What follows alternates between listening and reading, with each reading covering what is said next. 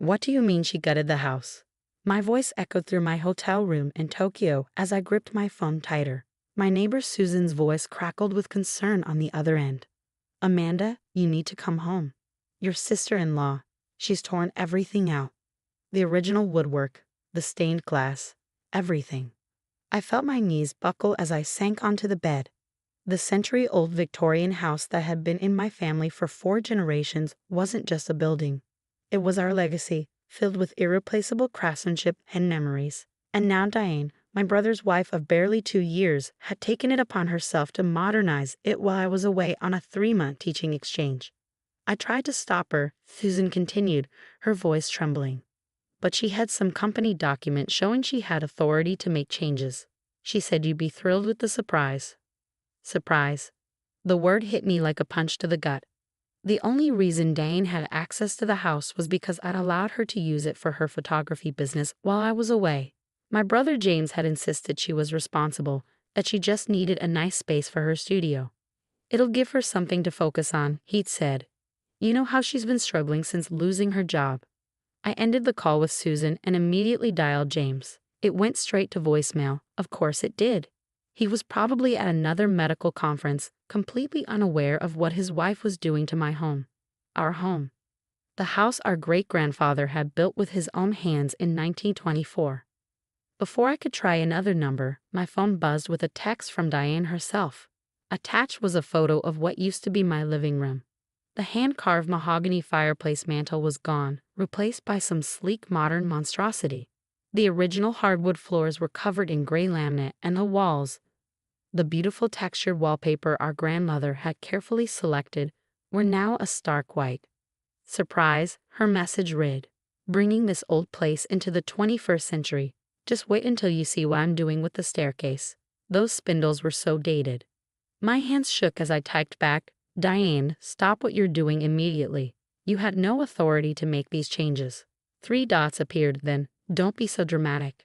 I have paperwork saying I can use the house, and it desperately needed updating. I'm doing you a favor. The contractor says we're adding at least 100 to the value. The contractor. Those 2 words sent a chill down my spine. I quickly called the city's building department, my heart racing as I waited on hold. After what felt like eternity, a woman named Margaret answered. Has anyone pulled permits for work at 1847 Maple Street? I asked, trying to keep my voice steady. The sound of typing filled the line. No permits on file for that address this year, Margaret replied. Should there be? I explained the situation, my words tumbling out faster as anger and fear competed in my chest. Margaret's sharp intake of breath told me everything I needed to know. Ma'am, if they're doing structural work without permits, especially on a house that age, you need to get an inspector out there immediately. We can have someone there within the hour. I authorized the emergency inspection, then called Susan back. Can you meet the inspector? I'm booking the next flight home, but it'll take me at least 24 hours to get there. Of course, Susan agreed. And Amanda, there's something else you should know. I've seen them carrying things out. Furniture, artwork, those old trunks from the attic. The trunks. My heart stopped. Those contained generations of family photos, documents, my parents' letters, my great-grandfather's journals detailing the house's construction. Where are they taking everything? There's a storage pod in the driveway. Diane said she's decluttering for you. I hung up and immediately called my lawyer, Michael, who'd handled my parents' estate. As I explained the situation, his usual calm demeanor gave way to concern. The document giving her access to use the house as a studio wouldn't cover renovations, he'd assured me. I'm pulling it up now. Yes, it specifically states no structural or permanent changes without written consent of the owner. Start documenting everything. Photos, texts, emails. I'll file for an emergency injunction. Just then, another text from Diane arrived. This time it was a video showing her walking through my grandmother's formal dining room. The built-in china cabinets were gone, leaving gaping holes in the walls. The coffered ceiling had been ripped out, exposing pipes and wiring. So much brighter now. Her voice chirped in the video. Those old cabinets were such a waste of space. Wait until you see what we're putting in instead. I'm thinking a super modern wet bar. I forwarded the video to Michael, then booked the first available flight home. As I threw clothes into my suitcase, my phone buzzed with a call from Susan. "The inspector just left," she said, her voice tight. "Amanda, it's bad. Really bad. They've removed load-bearing walls without proper support. The electrical work isn't up to code," he said. "He said the house isn't even safe to occupy right now." I sat down hard on the hotel room floor, my vision blurring with tears of rage. "Is Diane there? What did she say?" "She left when she saw the inspector coming, but she was smiling, Amanda, like she knew exactly what she was doing. And suddenly, I did too. This wasn't about modernizing the house or adding value. This was calculated destruction. Diane had always been jealous of my family's history, of the house that represented everything her own family didn't have. She wasn't trying to improve it, she was trying to erase it. But as I sat there, something else occurred to me, something that made me smile for the first time since this nightmare began. Diane might have thought she had authority over the house, but she didn't know about the historic preservation covenant my parents had placed on the property before they died. Any unauthorized changes wouldn't just be expensive to fix, they'd be criminal.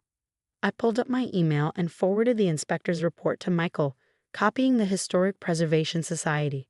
Then I texted Diane back. "Thanks for documenting everything so thoroughly. The authorities will find it very helpful." Her response was immediate.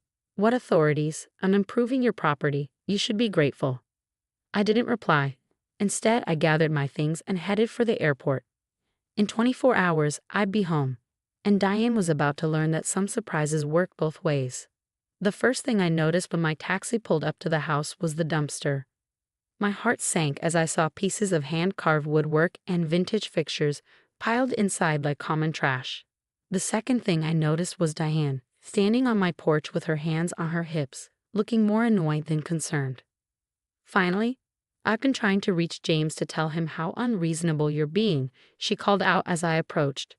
"These renovations are half finished and now there's some ridiculous stop work order posted everywhere." I walked past her without a word, my boots crunching on demolition debris that littered what used to be my carefully maintained garden path. The front door was propped open, allowing me my first real-life view of the devastation. The grand entryway, once a showcase of craftsman woodwork, had been stripped bare. The smell of fresh paint and sawdust couldn't mask the underlying scent of mold, likely from exposed walls left unprotected during recent rains. "The contractor says all this red tape is adding thousands to the budget," Diane continued, following me inside. "You'll need to transfer more money to cover the delays." I turned to face her, keeping my voice steady. "Where are the trunks from the attic?" "Oh, those old things," she waved dismissively. "They're in storage. This house had way too much cluttered history. I'm giving it a clean slate." "And the stained glass windows?" I asked, noticing the gaping holes where the century-old windows had once filtered sunlight into rainbow patterns across the floor. "Being replaced with energy-efficient ones." "Really, Amanda? You should be thanking me. This place was a museum. Now it can be a real home." Before I could respond, heavy footsteps approached from the back of the house. A man in a suit appeared, holding a clipboard and wearing an expression that suggested he'd seen a crime scene. "Ms. Harrison," he extended his hand. "I'm David Chen from the Historic Preservation Society. We need to discuss the extent of unauthorized modifications to this property." Diane's smug smile faltered slightly. "I have paperwork giving me authority to use the space as a photography studio," I interrupted, pulling out my phone and bringing up the original agreement. "Nothing more." Mr. Chen nodded, consulting his clipboard. "According to our records, this property was placed under a historic preservation covenant in 2018. Any structural or aesthetic modifications require prior approval from our board. What I'm seeing here," he gestured to the gutted walls, "constitutes multiple violations of that covenant." "That's ridiculous," Diane protested. "It's just a house, not some national monument." "Actually," Mr. Chen continued, "it is listed on the National Register of Historic Places specifically for its exceptional architectural details, many of which appear to have been removed or destroyed." I watched as the color drained from Diane's face. But James said." "James doesn't own this house," I said quietly. "I do, and I never authorized any of this." Just then, Susan appeared in the doorway, holding a tablet. Amanda, I have the security footage you asked for. I'd installed cameras after our parents died, wanting to keep an eye on the property during my frequent work trips. Diane had known about the outdoor cameras, but not the ones inside. We gathered around the tablet, watching footage of Diane directing workers to remove fixtures and furniture, gleefully pointing out elements to be destroyed. But it was the audio that proved most damning. Just tear it all out. Diane's voice rang clearly through the tablet's speakers. The more we demolish, the less chance she'll be able to restore it. Then she'll have to sell, and we can finally get rid of this monument to her perfect family history. Mr. Chen's pen scratched rapidly across his clipboard. Diane's face had gone from pale to ashen. I was just trying to help, she stammered. James said, "Where is my brother, by the way?" I asked, though I already suspected the answer. "He's been at a conference in Chicago all month," she muttered. "He doesn't know about the renovations." I wanted it to be a surprise for everyone. "Oh, it's definitely been surprising," I agreed, just as my phone buzzed with a text from Michael, my lawyer. He'd filed the emergency injunction and had some interesting findings about the contractor Diane had hired, or rather, hadn't hired. "Mr. Chen," I turned to the preservation officer, "could you explain to my sister-in-law exactly what penalties apply for willful destruction of a protected historic property?" He adjusted his glasses. "The fines start at $100,000 per violation, and I'm counting at least 12 major violations so far. Additionally, all elements must be restored to their original condition using period-appropriate materials and craftsmen approved by our board." Diane's knees seemed to buckle, and she grabbed the remnants of the stair railing for support. But that's impossible. You can't expect." "Actually, I can and do," I cut in. "You're going to tell me exactly where every piece of my family's history is stored. Then you're going to leave. My lawyer will be in touch about the restoration costs."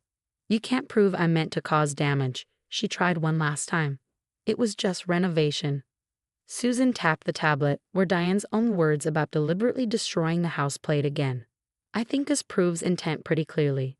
Diane's face crumpled, tears finally replacing her smugness. "Fine. The storage pod company is called Safe Keep, unit number 247. But I was doing this for James. He always complained about how this house made him feel inferior, how you got everything just because you were older." "Get out," I said quietly, "and Diane, when you see James, tell him to check his voicemail. The Historic Preservation Society has some questions about his role in all this." After she fled, Mr. Chen spent another hour documenting the damage. While he worked, Susan helped me locate the storage facility and arrange for immediate retrieval of our family's belongings. By evening, the trunks were back home, their contents miraculously intact. Sitting on the floor of what used to be our living room, surrounded by the rescued pieces of my family's history, I opened my great-grandfather's journal. A yellow photograph fell out, showing the house on the day it was completed, my ancestors standing proudly on the same porch where Diane had stood hours earlier. "We'll restore it," Susan said softly, sitting beside me. "Every detail." I nodded, running my fingers over my great-grandfather's handwriting. Diane had tried to erase my family's history, but she failed. And now, thanks to her own actions, she'd be the one paying to preserve it. My phone buzzed. A text from James. Finally. "We need to talk," it read. "Yes," I typed back, "we certainly do." 3 months after Diane's disastrous renovation, I stood in the restored entryway of my family home, watching a skilled craftsman carefully reinstall the original stained glass windows. Each piece had been meticulously cleaned and repaired, the lead work restored to its former glory. Sunlight once again painted rainbow patterns across the hardwood floors, the real ones, not Diane's gray laminate. The restoration hadn't been cheap, but I hadn't paid a dime. The Historic Preservation Covenant had proven to be ironclad, and the court had ordered Diane to cover all costs. When she claimed she couldn't afford it, her parents stepped forward, mortified by their daughter's actions and eager to avoid public scandal. James had finally shown up the day after my confrontation with Diane, full of excuses and misplaced anger. "You're ruining her life," he shouted, "making her parents go into debt over a few cosmetic changes." I'd simply led him through the house, showing him exactly what his wife had done. His medical training kicked in when he saw the exposed electrical wiring to moldy walls, the compromised support structures. Someone could have died, he'd whispered, finally understanding the magnitude of Diane's actions. If there had been a fire, or if the ceiling had collapsed. Still think they were just cosmetic changes? I'd ask quietly. The fight seemed to drain out of him then. I knew she was jealous of the house, of our family history. She'd make these little comments about how unfair it was that you inherited everything just because you were older. But I never thought that she tried to destroy it. He'd slumped against the wall, looking suddenly older. I should have seen it. The way she'd get angry whenever you hosted family gatherings here. How she'd make snide remarks about living in the past.